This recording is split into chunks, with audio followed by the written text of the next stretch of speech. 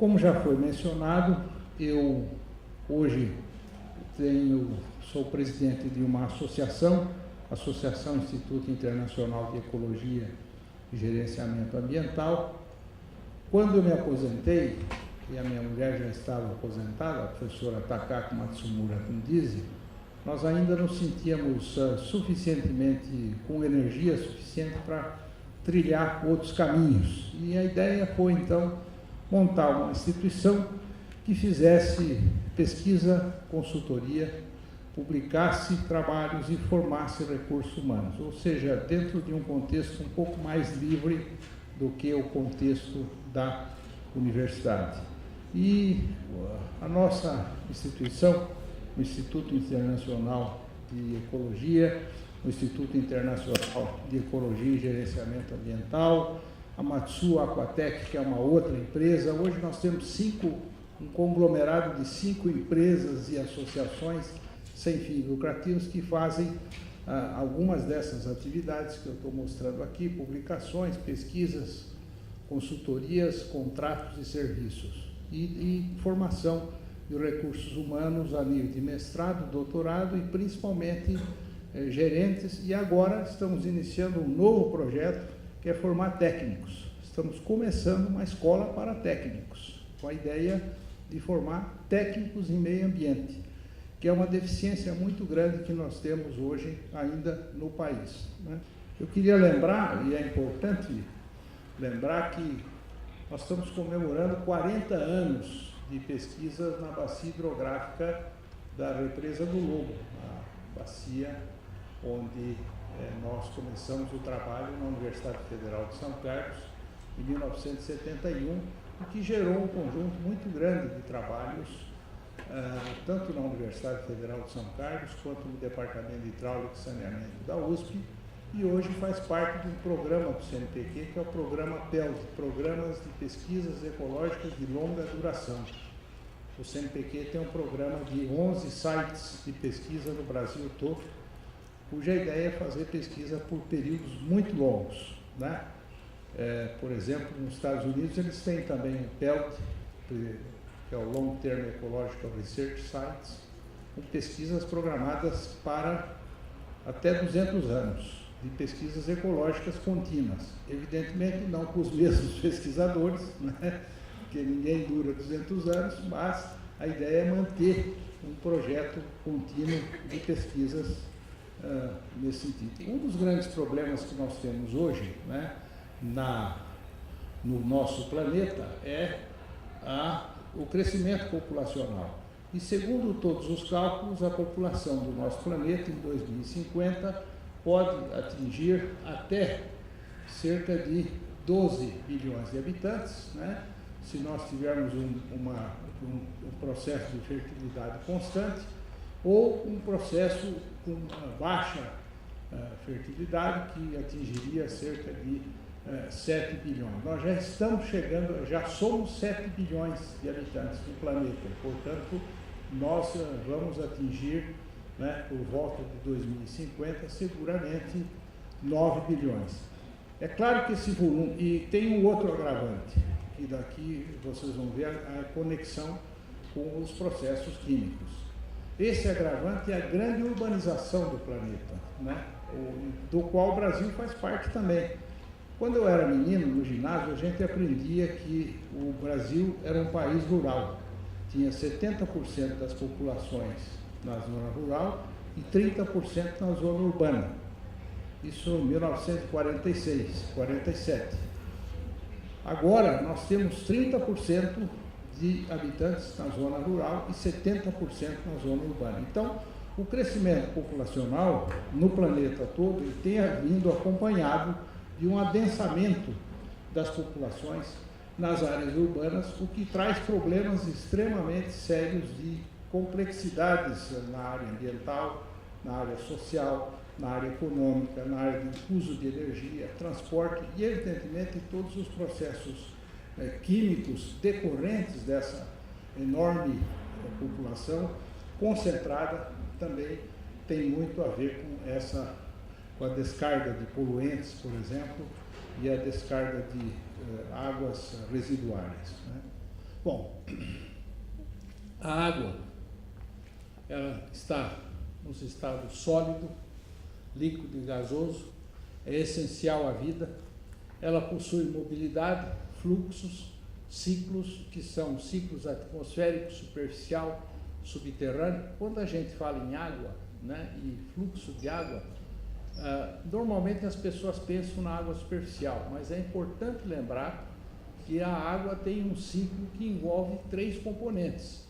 O componente líquido, que é superficial e subterrâneo, o componente atmosférico, que é cerca de, em alguns casos, é bastante importante, porque o vapor d'água presente na atmosfera repõe perdas de água e é resultado da presença da vegetação. A água também apresenta uma variabilidade temporal, espacial, uma variabilidade de quantidade e qualidade. A água também é distribuída de uma forma heterogênea no planeta, né? Ela é localizada, né? O volume de água, os volumes de água do planeta, eles são constantes, mas a localização dessa água varia de continente para continente e de regiões para regiões. Nós vemos que à medida que aumenta o produto nacional bruto per capita, melhora o acesso à água. Isso é natural. Os países mais avançados desenvolveram sistemas de acesso à água, sistemas de tratamento de água para proporcionar à população água de boa qualidade. Isso tem um impacto direto na economia desses países, porque água de melhor qualidade e acesso das populações à água significa uma melhor capacidade econômica, menos internações de hospitais e menos gastos com doenças de veiculação hídrica. Portanto, melhor acesso à água de boa qualidade tem um papel importante no funcionamento econômico de países e regiões. Mas eu queria agora lembrar um pouco a história da química ligada à vida. Quando o nosso planeta foi formado há 4 bilhões de anos, a atmosfera do planeta era redutora. O que é que tinha o nosso planeta? Tinha uma atmosfera muito próxima a que hoje se encontra em Vênus ou Marte. Gases, por exemplo, amônia, metano, CO2 e outros gases que circundavam o planeta. Quando começou a vida no planeta, e a vida começou muito provavelmente em regiões onde havia uma água aquecida, onde moléculas estavam de substâncias orgânicas. Os cientistas que estudam a origem da vida falam uma sopa orgânica, onde as moléculas dos componentes químicos básicos que formavam a vida se encontravam, e assim se formaram os primeiros organismos, que são organismos que hoje ainda existem, remanescentes ou organismos que são as cianobactérias, que são as algas cianofícias, que têm um papel extremamente importante hoje no planeta, tiveram no passado, e, portanto, são arquétipos de organismos que poderiam viver em condições de alta concentração de gases tóxicos, mas começaram a desenvolver um processo importante, que foi o processo da fotossíntese. O nosso planeta é aberto à energia, a energia que passa pelo planeta retém-se uma parte dessa energia, mas ele é fechado quanto ao ciclo de matérias. Nitrogênio, fósforo, carbono, silício e outros materiais, outros elementos que constituem os organismos, eles estão sempre dentro de um ciclo, ou de matéria orgânica ou de matéria inorgânica. Vamos passar essas questões de dissipação o que é importante aqui é lembrar que à medida que os organismos foram se tornando mais complexos e passaram de células individuais que faziam várias funções e que tinham várias funções, a múltiplas células, cada uma especializada em diferentes funções, evidentemente a relação entre a composição química do ar e da água e os organismos foi se tornando cada vez mais complexa. O primeiro salto importante nessa relação foi a captura de algumas moléculas que podiam fazer fotossíntese.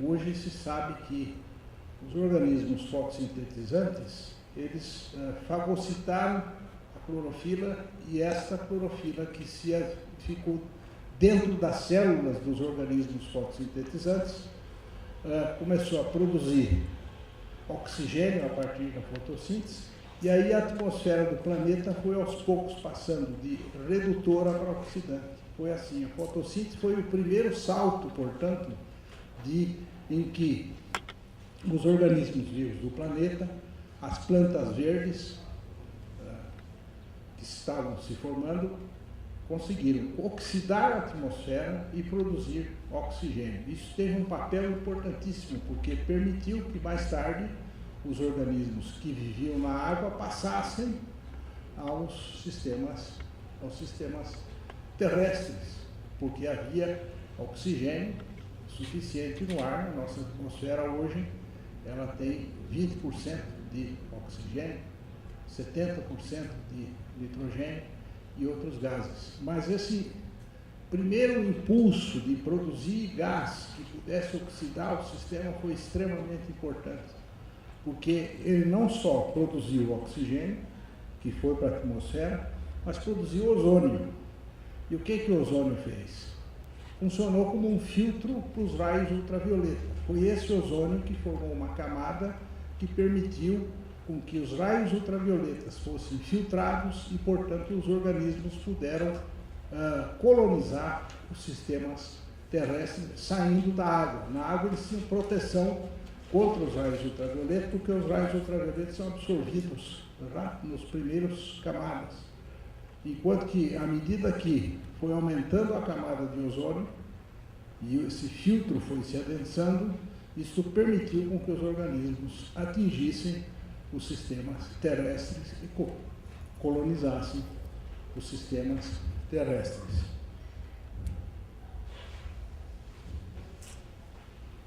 Então, os primeiros organismos faziam quimiossíntese, eles não usavam a energia solar para produzir energia, usavam as moléculas que estavam dispersas no meio natural para produzir energia.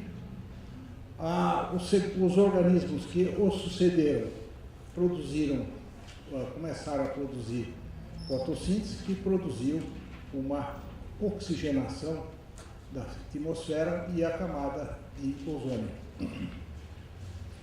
De modo que, ao longo do tempo, o que ocorreu foi que o uso da energia para a produção de moléculas de mais alta complexidade e de mais energia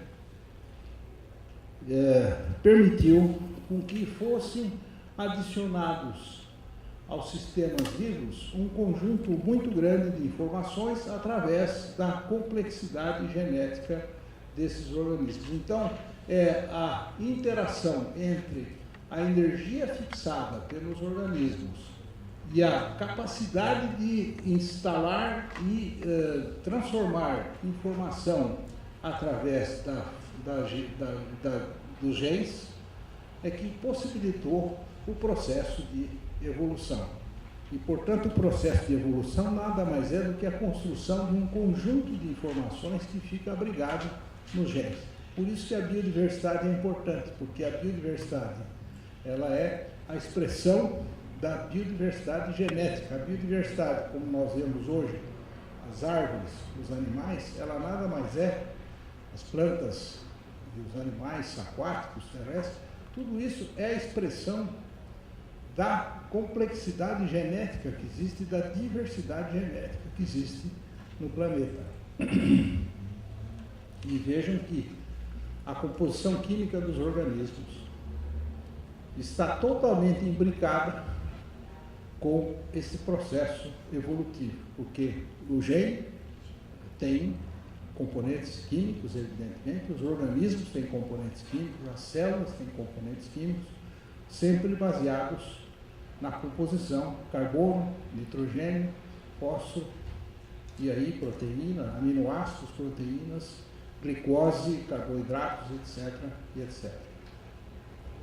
Bom, um aspecto, aí eu contei um pouco então dessa relação da história da vida dos organismos com a química, porque tudo isso dependeu muito de uma base química que, à medida que a vida foi se diversificando, também se diversificou, e aí houve uma inter-relação entre a diversificação química e a diversificação biológica.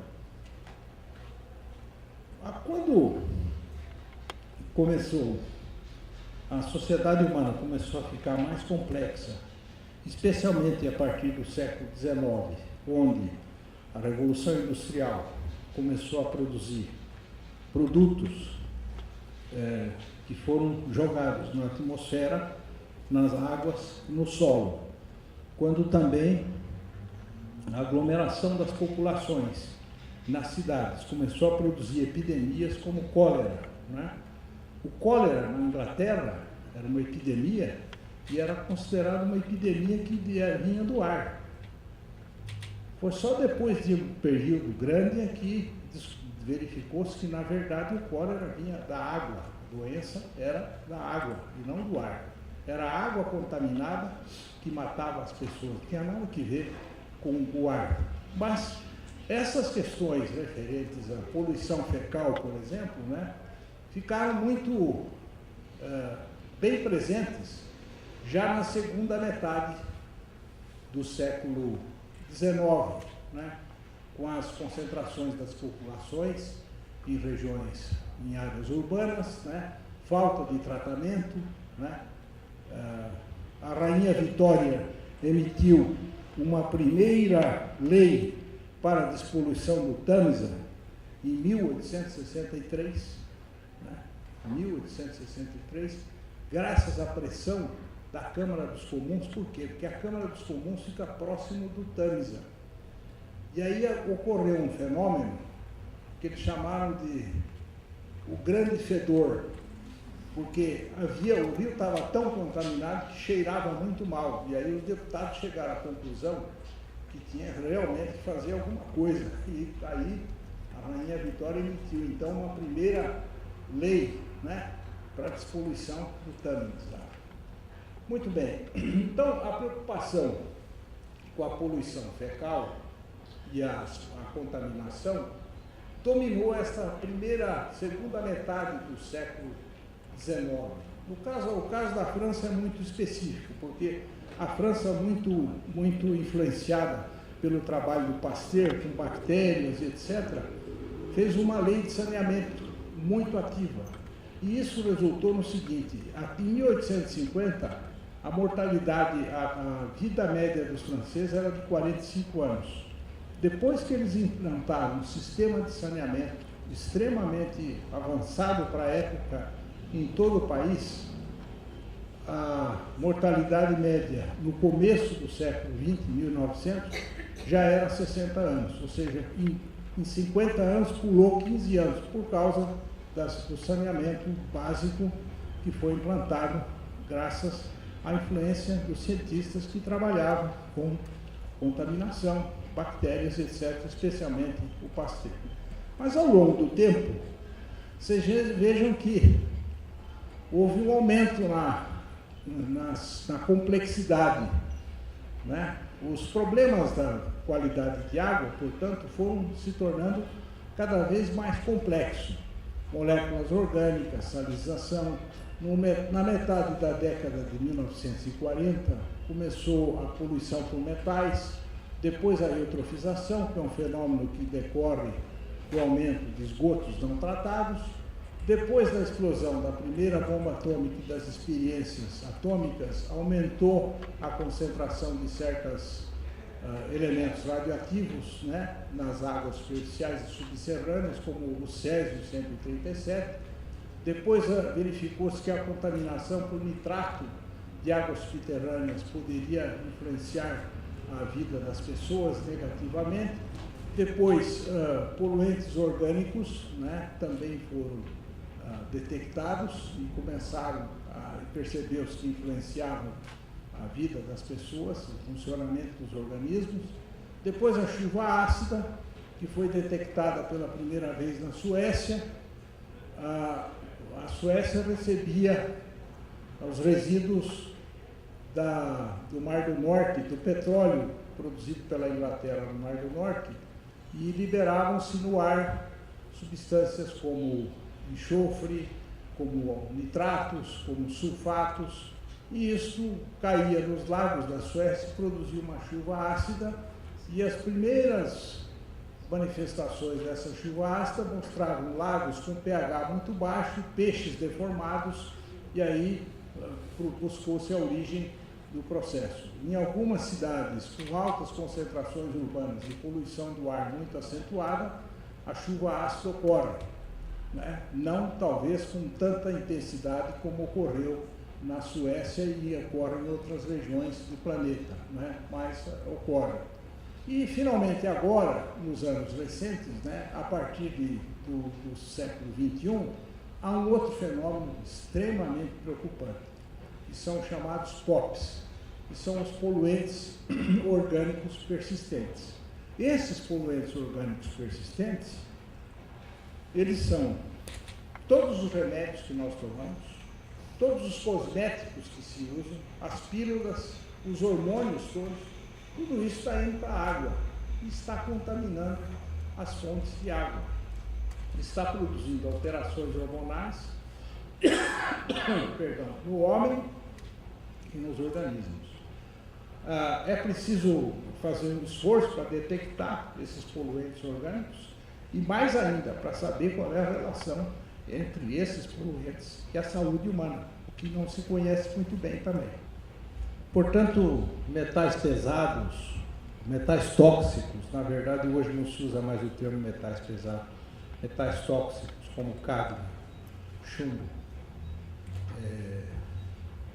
mercúrio, né? Cobre, são metais tóxicos que têm diferentes impactos sobre os organismos, sobre a saúde humana. No caso dos sistemas aquáticos, eles estão nas águas superficiais, mas eles também ficam no sedimento e eles vão para a cadeia alimentar. Então, ontem, por exemplo, um amigo meu que trabalha em Tucuruí, ele me contou uma história seguinte. Eles pesquisaram o mercúrio no sedimento da represa e na água da represa e encontraram muito pouco mercúrio. E também pesquisaram nas pessoas que viviam ao redor da represa, especialmente os garimpeiros que trabalham com ouro e usam mercúrio para fazer amálgama. A concentração média de mercúrio no cabelo foi muito pequena, né? E mesmo nas pessoas.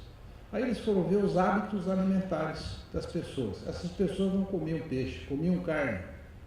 Quem tinha altíssima concentração de mercúrio nos cabelos e no organismo eram famílias que viviam em certas ilhas de Tucuruí que só comiam peixe. Então é uma conexão importante, a contaminação dos organismos e a contaminação humana através da rede alimentar. Isso não acontece só no sistema aquático, acontece também no sistema terrestre, né? Se um boi come grama contaminada com pesticidas, é possível que a concentração de pesticidas nas áreas com gordura desse boi seja maior do que em uma região onde não há essa contaminação. Mas isso é um pouco da história da contaminação no planeta que mostra. E uma outra coisa, né? À medida que nós vamos prosseguindo das contaminações fecais até esses POPs, a complexidade analítica aumenta extraordinariamente. Porque para detectar, hoje você tem mais de 200 mil substâncias orgânicas produzidas pelo homem artificiais, que estão dissolvidas no ambiente, de modo geral. Para detectar isso, você precisa ter equipamentos de alta capacidade de detectar partes por bilhão, por exemplo, né? Cromatógrafos altamente de alta resolução, mas que tem uma capacidade também de resolução rápida, para você passar uma amostra e, ao mesmo tempo, em poucos minutos, por exemplo, você ter um perfil desses componentes. Poucos laboratórios do mundo fazem isso, e pior, quase nenhum país do mundo está tratando esses POPs, porque o tratamento é muito caro. Você precisa fazer tratamentos por membrana, outros tratamentos especializados e, portanto, essas substâncias estão na água que é servida às populações. Porque o tratamento convencional não retira essas substâncias. Essas substâncias passam o tratamento convencional. Para fazer o tratamento, precisaria ter membranas. Isso é muito caro. E você precisa tratar, imagine uma cidade como São Paulo, você fornecer uma água tratando com os POPs. Primeiro, é caríssimo. Então, não se faz. E não são muitas cidades do mundo que fazem isso também. Em alguns países avançados se faz, mas na maioria dos países da América Latina, na maioria dos países africanos, na maioria dos países do sudeste da Ásia, não se faz. Tem pesquisa sobre isso, está se trabalhando para poder, inclusive, baratear os custos, etc. Mas ação direta para melhorar a qualidade dessa água ainda não existe. E mais um problema, a relação epidemiológica entre esta água e a saúde das pessoas é outra coisa extremamente preocupante, né? Nós não sabemos ainda qual é essa relação e é preciso, então, trabalhar bastante nessa direção. O que se está trabalhando é justamente isso, procurando mecanismos mais rápidos de detecção e usando, às vezes, organismos. Se fizer mutagenicidade em algumas plantas ou alguns peixes, aí dá para fazer mais rápido também. Mas aí não dá para saber qual é a substância, dá para saber o que o conjunto está causando. Mas o que precisa é avançar na tecnologia de tratamento, para que ela se torne viável e menos custosa. Esse é um ponto importante. Pesquisa do ponto de vista científico para você procurar detectar essas substâncias todas, porque todos nós tomamos remédios. Esses remédios vão para a nossa urina, saem e passam no tratamento. Antibióticos, hormônios, anabolizantes, substâncias farmacêuticas em geral, cosméticos, né? Tudo isso virou uma sopa orgânica diluída, mas que está presente. E é claro que vai para a água subterrânea, vai para a água superficial, e evidentemente é um problema extremamente muito sério para o futuro. Dentro dessa poluição orgânica, você tem dois componentes. Uma poluição orgânica que resulta da poluição fecal, que é a poluição das fezes humanas, mais as fezes do gado, que você detecta fazendo coliformes fecais, né? Coliformes totais ou, melhor, coliformes fecais. Aí dá para fazer uma relação direta entre esses componentes. Agora, esta poluição orgânica ao qual me refiro é de outra origem. São os pesticidas, que eu esqueci de falar, os pesticidas e os herbicidas que se usam na agricultura e mais todos esses outros componentes. O problema é o seguinte: nos países avançados, eles resolveram rapidamente. Nos Estados Unidos havia alguns problemas de crises emergentes, de cólera, de mortalidades, que até a década de 20. Quando começaram a clorar a água, acabou tudo. Então, é um exemplo bem claro. A primeira cidade que clorou a água nos Estados Unidos e teve resultados fantásticos foi Cleveland. Então, isso está bem documentado. Agora, nos países emergentes, subdesenvolvidos, enfim, os BRICS, etc., o que acontece é que você tem, além da contaminação fecal, também esses outros. Você não resolveu ainda nenhum e nem outro. Os países desenvolvidos resolveram este, mas agora estão lidando com este. E estão preocupados. No nosso caso, no caso dos países africanos, muitos países do Sudeste da Ásia, Índia, por exemplo, você tem estes e estes.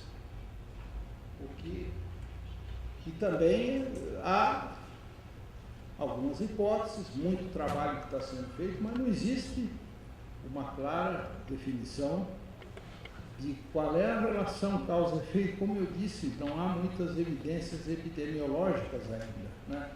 Veja, nós temos um defeito nesse sistema, que eu sempre tenho chamado a atenção, que é o seguinte: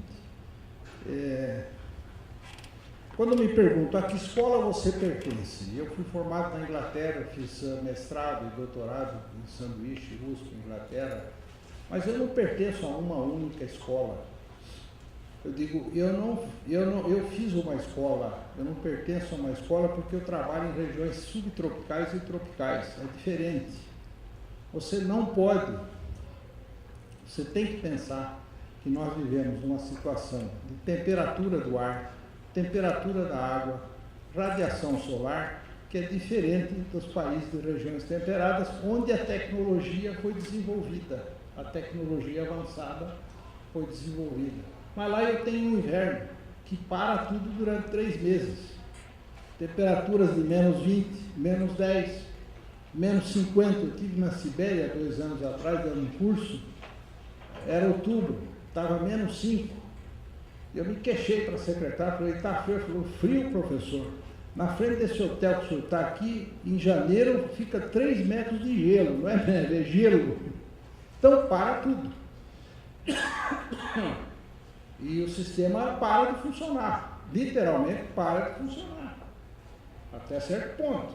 Os organismos hibernam, as reações químicas caem brutalmente por causa da temperatura. No nosso caso, não. A temperatura média da represa do Groa durante o inverno é 18 graus. No verão é 26, 27 graus, mas está funcionando o tempo inteiro. Tem radiação solar o tempo inteiro. Então nós temos que trabalhar com esses parâmetros ambientais também para pensar em como solucionar esses problemas. A qualidade das águas superficiais, ela sofre um impacto de um grande conjunto de componentes. Por exemplo, a erosão do solo, né? A hidrogeoquímica regional, toda a qualidade das águas superficiais, e aqui devia ter posto subterrâneas, ela depende muito da geologia do terreno, da hidrogeoquímica. Se você tem um terreno calcário, naturalmente o pH destas águas vai ser básico, né? Vai ter grande concentração de cálcio, vai ter uma condutividade mais elevada, substâncias orgânicas dissolvidas, metais pesados e tóxicos e outras substâncias, nitrogênio, fósforo, material particulado em suspensão, os POPs, né, os poluentes orgânicos persistentes, as algas tóxicas que também produzem toxinas, né? O próprio sedimento, ele tem um papel importante porque ele reserva materiais, elementos e substâncias, e ele pode liberar, dependendo das substâncias e das condições físicas e químicas, a qualidade da água subterrânea e os impactos permanentes e ocasionais da poluição do ar. Porque eu tenho insistido muito com nossos colegas da CETESB, que medem muito tudo isso. Aí eu pergunto para eles assim, bom, e a deposição úmida, que é a concentração de nitrogênio, fósforo, material particulado, metais tóxicos no ar, todas aquelas partículas, isso cai na água. E também é outra fonte de contaminação. Então vocês vejam como essa questão, essa química e a composição química, que tem todo esse conjunto de influências, ela tem uma importância fundamental na vida das pessoas, na saúde humana e nos sistemas aquáticos, nos organismos, etc.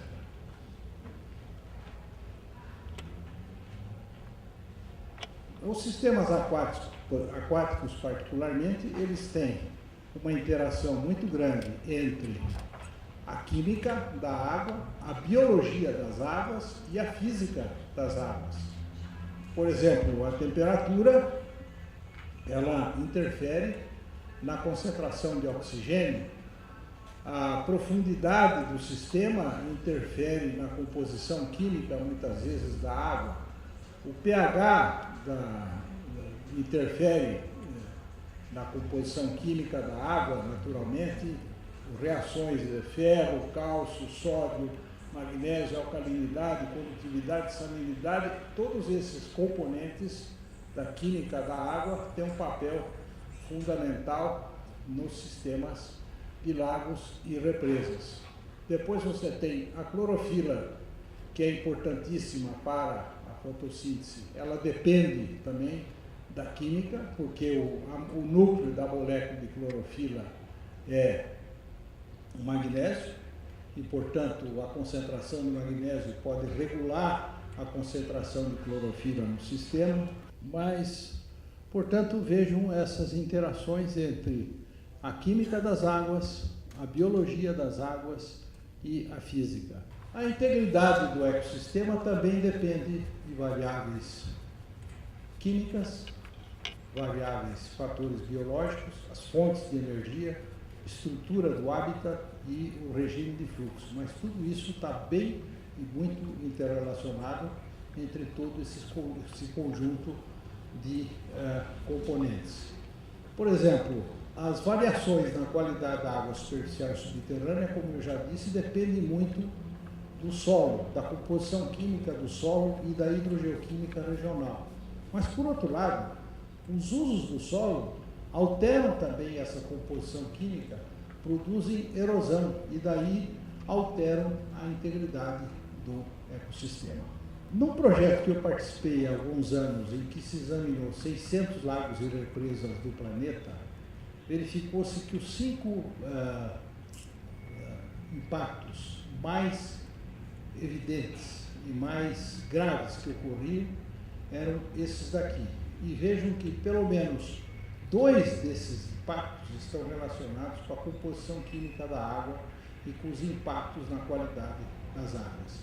Então, por exemplo, o aumento do material de suspensão na água por causa do uso do solo, o declínio do volume de água e do nível da água, massa, contaminação tóxica, a eutrofização e a acidificação são produtos da industrialização, do aumento da população, do aumento das atividades agrícolas e, portanto, vocês vejam que há uma relação muito grande da composição química da água com essas substâncias que alteram as condições das águas naturais.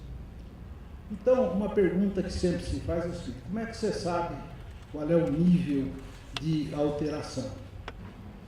Porque eu preciso examinar uma água que não tenha impactos.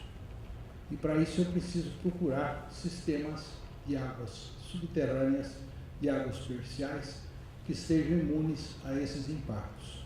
O aquífero Guarani, que é um aquífero na nossa região, mas que pega, pelo menos ele se distribui por 8 estados do sul do Brasil, sul e sudeste, e mais alguns países aqui da nossa região sul, da América do Sul, é um exemplo.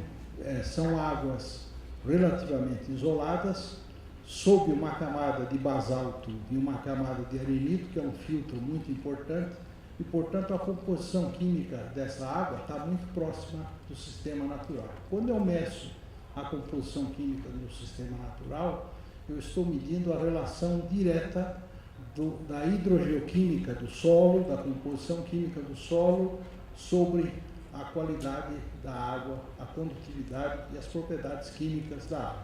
Se eu pego uma amostra de água, levo para o laboratório, examino sódio, potássio, cálcio, magnésio e outros íons, e faço depois uma análise do solo, eu daí faço uma relação direta entre essa composição da água e a análise do solo pouco impactado. E daí eu vou comparando com outras águas de onde ocorrem impactos. E, portanto, esse é um mecanismo que se usa para detectar o nível de impacto e o nível de contaminação.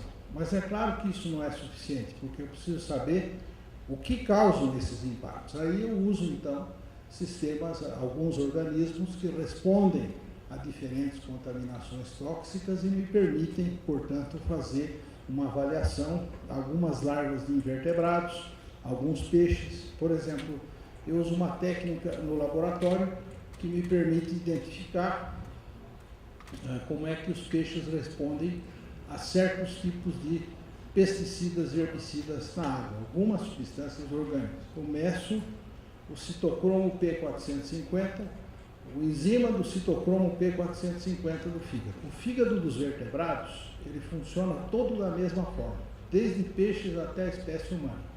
Ele responde com enzimas que, à medida que vai havendo uma maior intoxicação, vai havendo um maior volume de enzimas, porque esse volume de enzimas é a resposta do fígado à intoxicação, procura detoxificar o organismo. Então, quanto maior é o volume de enzimas, a quantidade de enzimas no fígado do peixe, maior é o nível de intoxicação. Nós fazemos isso regularmente para sistemas impactados e não impactados, para fazer um screening de saber qual é, se há substâncias orgânicas presentes e se o sistema responde. No caso dos metais, há um outro enzima, que é a metalotioneína, que você mede no músculo do peixe. Se houver uma concentração muito grande desse enzima, é sinal de que o peixe, o músculo do peixe está produzindo enzimas para que procuram detoxificar. Então, tem uma série de testes que se faz para verificar essa relação. Bom, a bacia hidrográfica, como eu disse, ela é a fonte de todos os problemas, ou não, depende dos usos da bacia, né, e dos usos do solo, o que vai gerar condições químicas diferenciadas ao longo dessa bacia e também no sedimento, porque muitos desses compostos químicos eles se complexam no sedimento e permanecem no sedimento, ou podem voltar à coluna d'água, dependendo de condições físicas e químicas específicas. Normalmente, as fontes que atingem os sistemas aquáticos, os rios, os lagos, as águas superficiais e subterrâneas, elas são distribuídas em dois tipos de cargas. Cargas pontuais, como estas que estamos vendo aqui, que seriam, por exemplo, uma saída de esgoto ou um efluente de uma indústria, e cargas difusas, que estão dispersas por toda a bacia, que provém de inúmeras atividades humanas dispersas em toda a bacia, que são muito difíceis de detectar, mas que também podem causar impactos bastante grandes na composição química da água e com consequências também na qualidade das águas superficiais e subterrâneas. E aqui um exemplo dessas conexões aquáticas, características terrestres e atividades humanas, sendo que principalmente essas atividades humanas estão relacionadas com os usos do solo, a urbanização, a indústria e a agricultura e os impactos na bacia. Um aspecto importante que deve ser lembrado é que a vegetação que cobre uma bacia hidrográfica, geralmente a vegetação ao longo do rio, que é a chamada vegetação ripária, ou a vegetação dispersa na bacia hidrográfica, tem um papel fundamental na composição química da água, porque ela pode retirar, por exemplo, metais tóxicos, ela pode absorver nitrogênio e fósforo, e, portanto, quanto maior for a cobertura vegetal da bacia, melhor é a qualidade da água desta bacia. Eu fiz uma série de medidas no Ribeirão do Lobo. Como eu disse, nós temos um projeto que já tem 40 anos.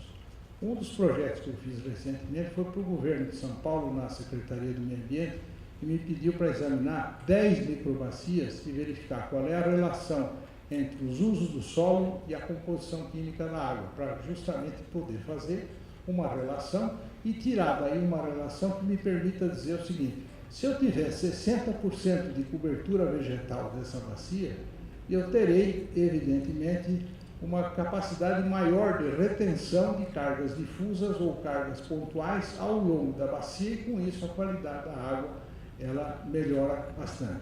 Se eu tiver uma bacia muito usada por vários tipos de usos do solo, indústria, agricultura, cana-de-açúcar, pecuária e etc., eu posso ter uma contaminação maior da água. E fizemos, então, uma série de medidas e demonstramos claramente que a qualidade da água de uma bacia protegida era, no mínimo, 10 vezes melhor que a qualidade de água, ou seja, a composição química de água de uma bacia não protegida. Significando, em tudo, concentração de carbono, fósforo, nitrogênio, sódio, potássio, cálcio, magnésio, composição química da água, tudo isso são fatores que baixam muito de números se nós tivermos uma situação protegida. A qualidade da água dessas bacias que nós chamamos pristinas, a composição química da água, se aproxima muito, quase que de água destilada, é impressionante. Enquanto que se eu tiver uma área sem vegetação, completamente usado o solo, eu tenho uma bacia, uma qualidade de água altamente contaminada e degradada. E aí tem uma relação importante. Se o município de São Carlos retira a água do córrego do Feijão, que é uma área protegida, e nós temos trabalhado muito para proteger essa área, e comparamos com a água do Monjolim, que é uma área não muito bem protegida, mas que também serve o município de São Carlos, o custo da água, de tratar a água do Monjolim, é muitas vezes maior que o custo de tratar a água do Feijão. Porque o sistema natural faz o serviço sem cobrar. E, portanto, essa é uma mensagem importante. Qualidade de água e sustentabilidade ambiental dada pelo uso adequado do sistema terrestre e pelas atividades humanas, ela tem um papel importante também, tem um papel econômico importante, dos dois lados, do lado da saúde humana e do lado do custo do tratamento dessa área. Por exemplo, só para dar números, ali em Ribeirão Bonito, todo o sistema é protegido por florestas de abastecimento.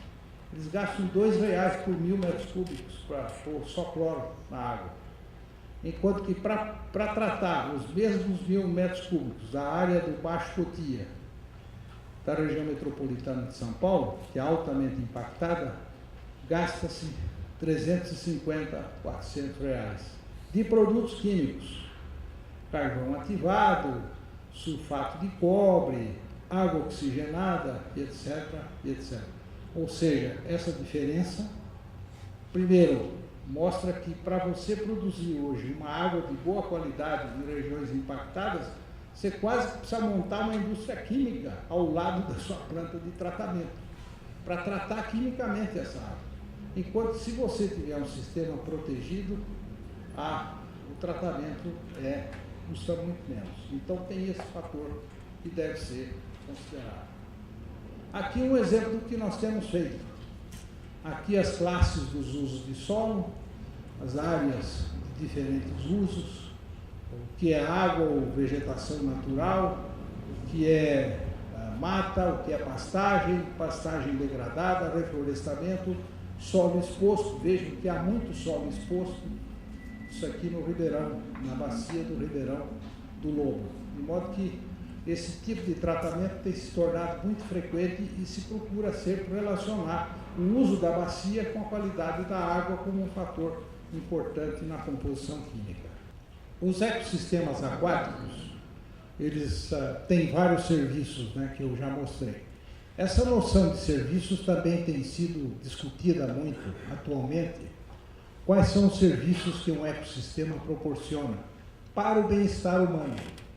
Então, abastecimento de água, recreação, irrigação, hidroeletricidade, produção de biomassa, pesca e aquicultura, aqui não é agricultura, é aquicultura, turismo, e como componente do ciclo hidrológico. Quanto melhor for a qualidade de água e a composição química da água, mais se aproximar do sistema natural, maior é a diversidade de serviços proporcionada pelo sistema aquático e, portanto, a qualidade da água está diretamente relacionada com os serviços proporcionados pelos sistemas aquáticos.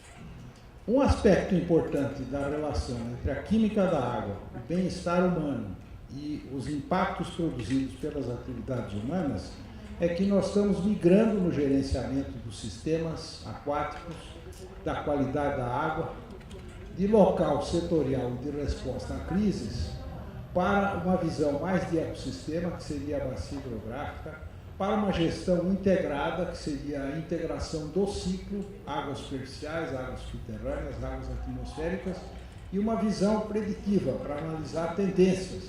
Por isso é que é importante a visão da qualidade do solo, o uso do solo e a sua relação com a qualidade da água. Ou seja, o esforço que nós temos que fazer é tentar prever quais seriam as alterações previstas pelos usos do sistema terrestre pelo homem e seu impacto na qualidade de água nos sistemas aquáticos e, consequentemente, na química da água, e também quais seriam as relações entre, por exemplo, esses usos do solo, a urbanização e as mudanças globais. Isso é um outro aspecto que deve ser tratado quando se fala em química da água e qualidade de água e suas relações com a vida humana. As mudanças globais já estão ocorrendo, né?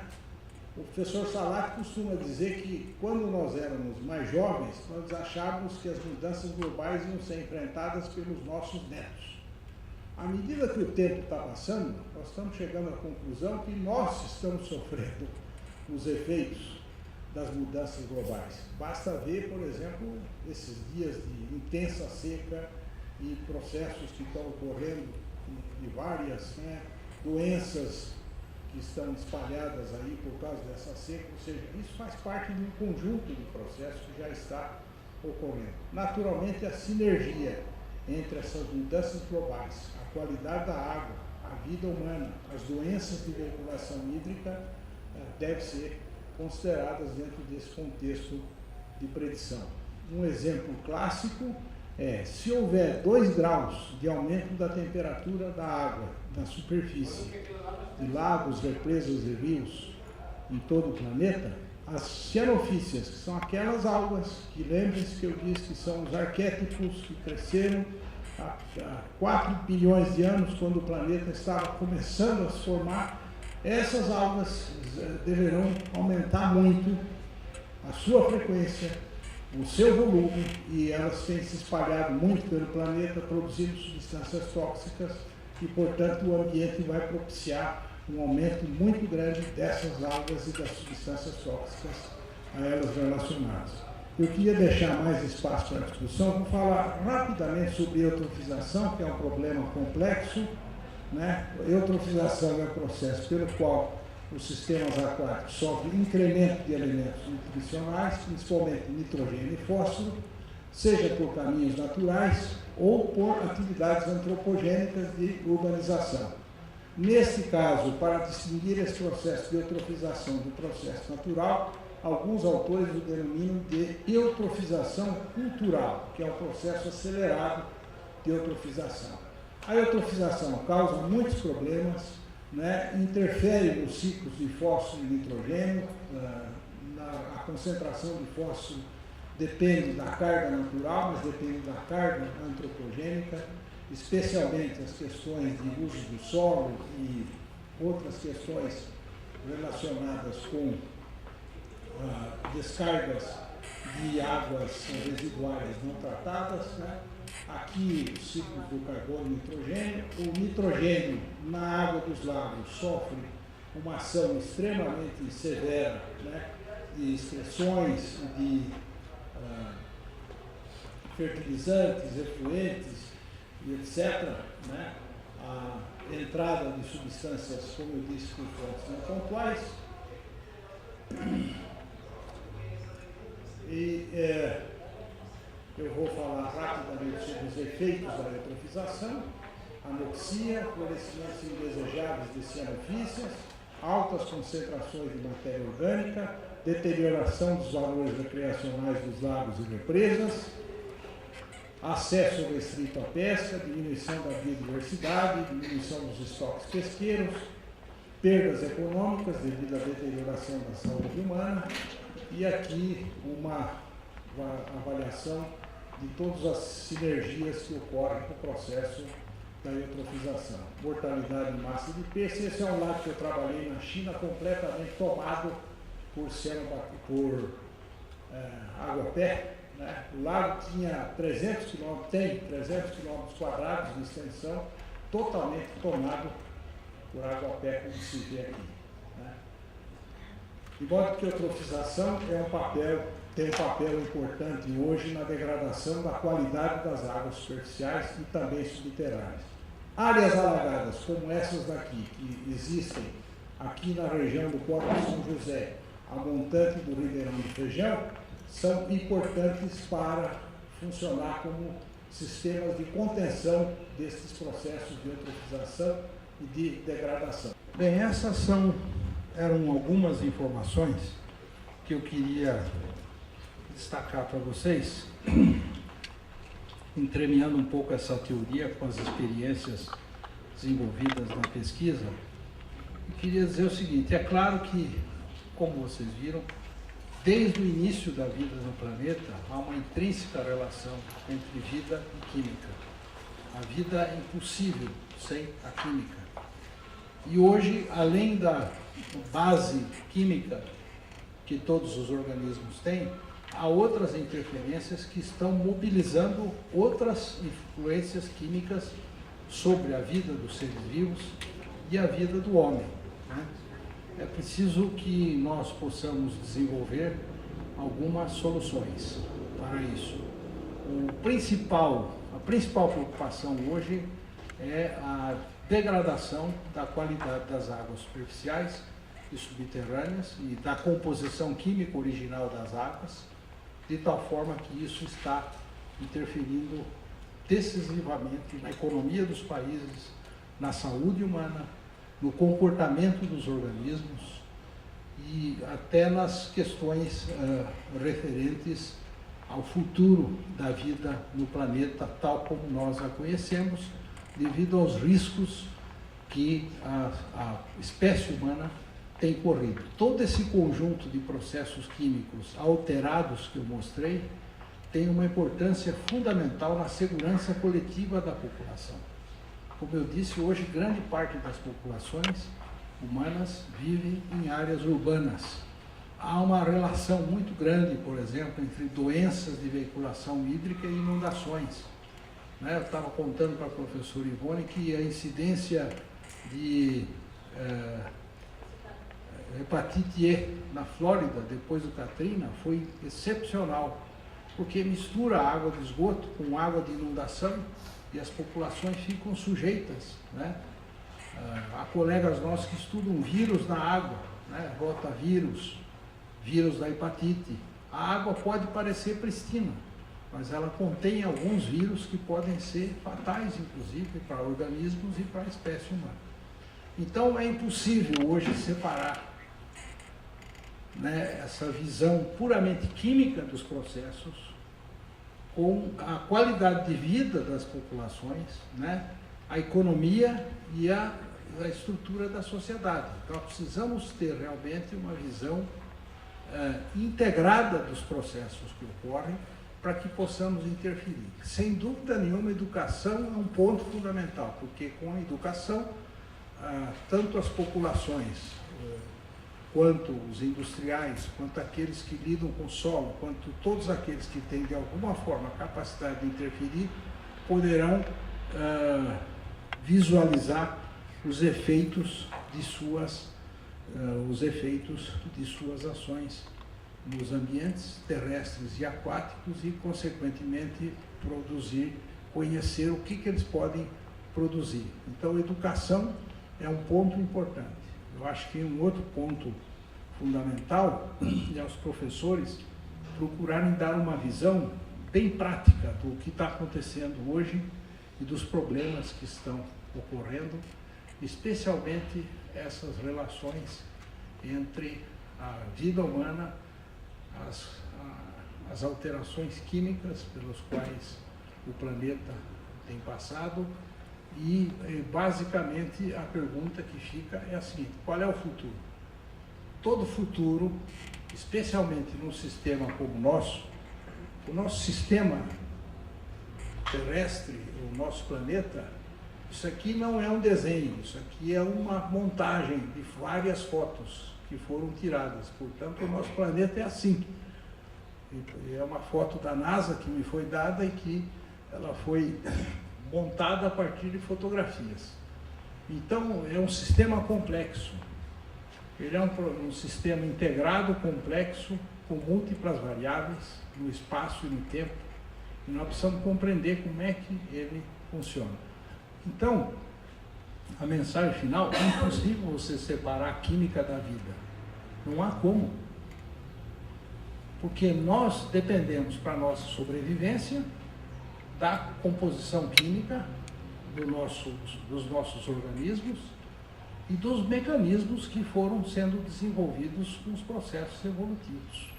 Sobre esses processos evolutivos, há hoje outras funções de força externas ao sistema, mas que têm atuado decisivamente na deterioração dos processos hormonais do homem, na saúde humana, enfim, em vários componentes do nosso bem-estar.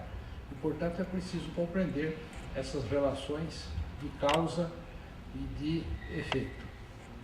A solução: algumas coisas eu apontei aqui, não deu para apontar todas, mas, por exemplo, uma gestão mais eficiente de bacias hidrográficas é importantíssimo, em termos de manter o mais possível uma cobertura vegetal.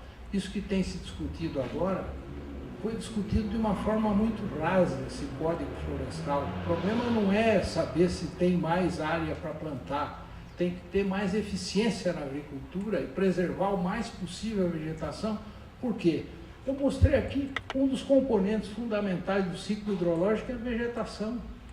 O professor Likens, estudando uma bacia nos Estados Unidos, a Hubbard Brook, mostrou que 30% da água que cai de chuva vem da atmosfera produzida pela evapotranspiração da vegetação. A Amazônia, 30% da água da Amazônia vem para o sudeste e para o centro-oeste do Brasil. Nós dependemos, portanto, da evapotranspiração da Amazônia para a precipitação aqui. Ou seja, essa interação entre os ciclos é outra mensagem que é preciso deixar. Uma interação entre os ciclos biológicos e os ciclos hidrogeoquímicos, que são extremamente importantes. Eu estou à disposição para perguntas. Muito obrigado.